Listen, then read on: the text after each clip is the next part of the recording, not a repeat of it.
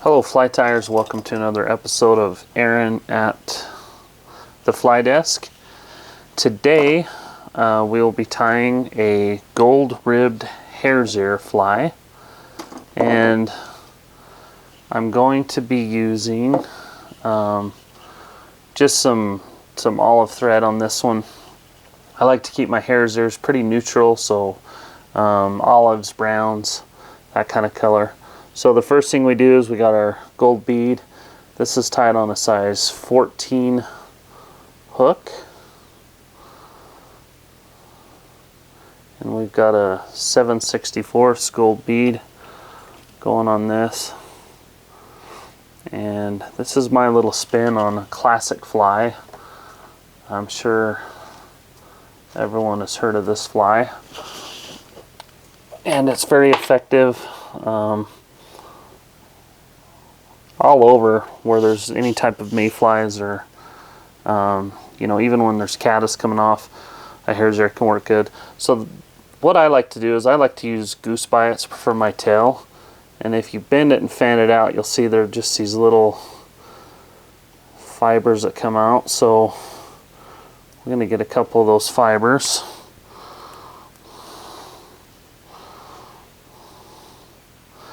And then you'll see they kind of angle, and so I'm going to put them opposite of each other, and that way I get that nice split tail look.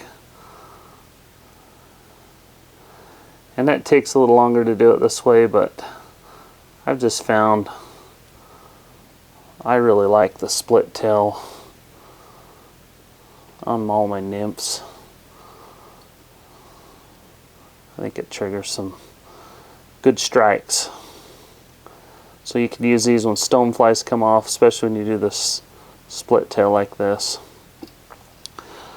So we'll put that on, wrap it up here a little bit so our body's tapered well. So you can see you got that nice little split tail right there.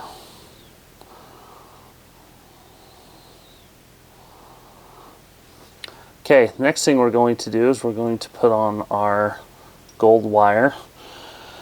Little trick I learned: if you're tying a bunch of flies, don't just cut off the wire that you need.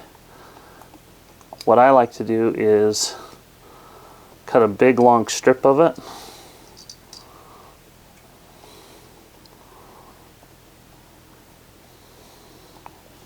Whoa, we're all out of focus here, hold on. Is cut a big long strip of it like this, and that way you're not wasting your wire on just one fly, because every time you cut you're wasting a pretty big chunk of wire. So I like to use a pretty big chunk if I'm tying multiple flies. Okay, and what we'll do is we'll lay this wire on the side of the hook, and I even kind of shove it up into my bead just to get it a little more stability. And once again, you can see that we're perpendicular to the barb of the hook right there. Okay, now we're going to go for the body. Tons of different hare's ear dubbings you can use. This one's from Yellowstone Fly Goods. It's called highlight dubbing, and it's got just a little bit of sparkle in the dubbing.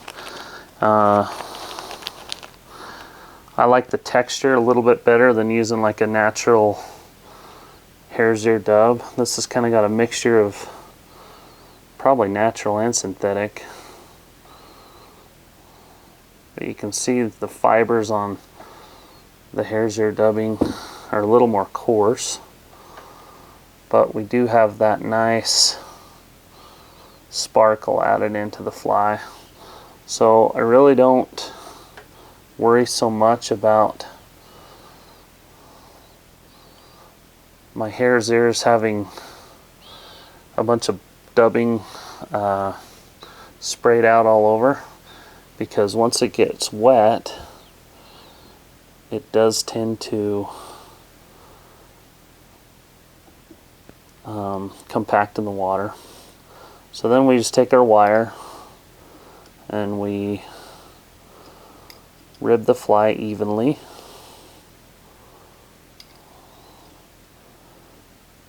We're going to go about to right there because I want to leave plenty of room for my thorax.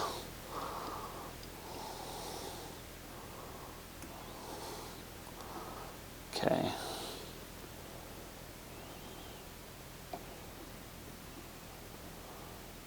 Alright. Kind of spun my tail a little bit. Okay, the next thing we're going to do for our thorax is I like to use these pheasant, kind of the rump feathers, and I like to get some of these brown and tans. So I'll pluck one of those out.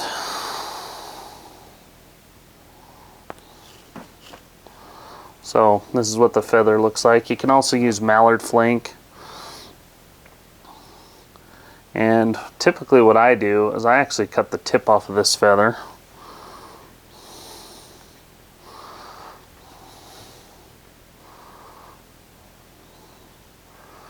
And then I lay it across so my feather excess is about the size of my hook towards the back.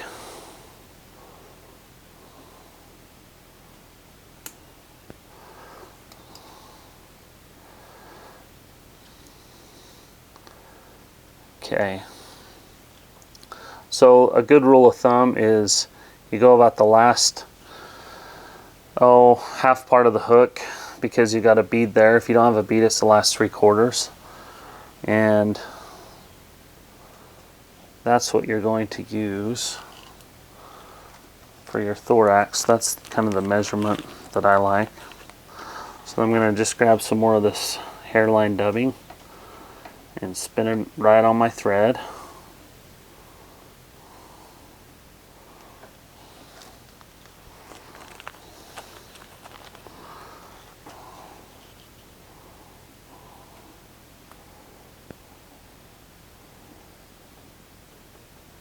And then what I do is I pull this like so.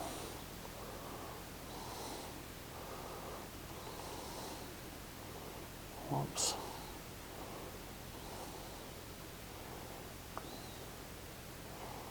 I just fold it over the top like that. And it just sinks down like so. Then what I like to do is get just a little bit of a dark brown dubbing, whoops, with a little bit of color in it. This has got some olive, some purples, some greens.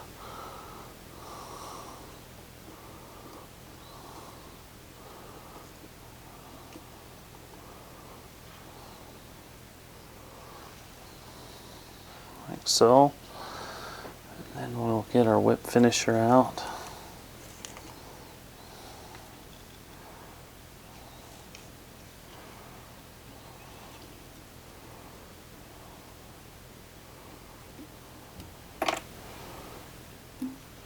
Okay.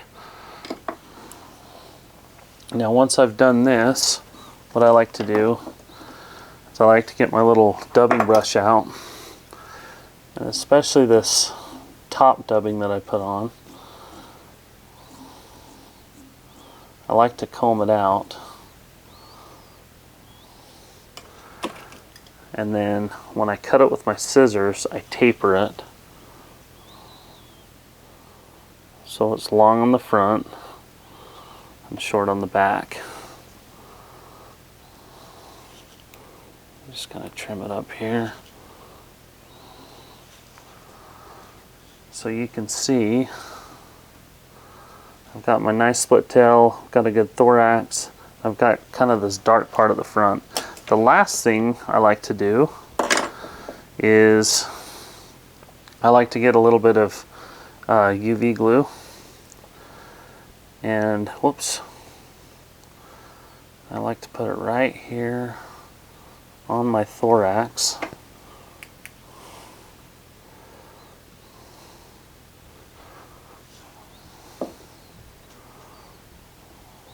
Sorry, I grabbed clear, I meant to grab color. So this is a brown UV glue, and I just put it right there on the top. And this does a couple things. Number one, I think it makes the fly look a little more natural. But number two, it really seals your thorax into your bead so you don't get a bead that's spinning off. I'm going to check that and see. I actually want that a little more bulky. I'll put just a little bit more over here. There. I'll let that cure for a second.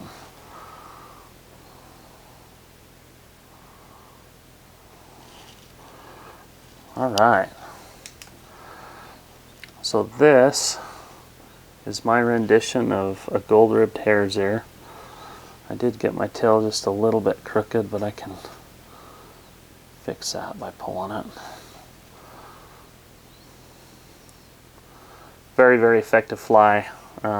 Typically, we just dead drift these through nice holes and runs and catch a lot of fish with them. It's a good go-to fly, especially when you put that little bead on it. So thank you for watching this episode of Aaron at the Fly Desk.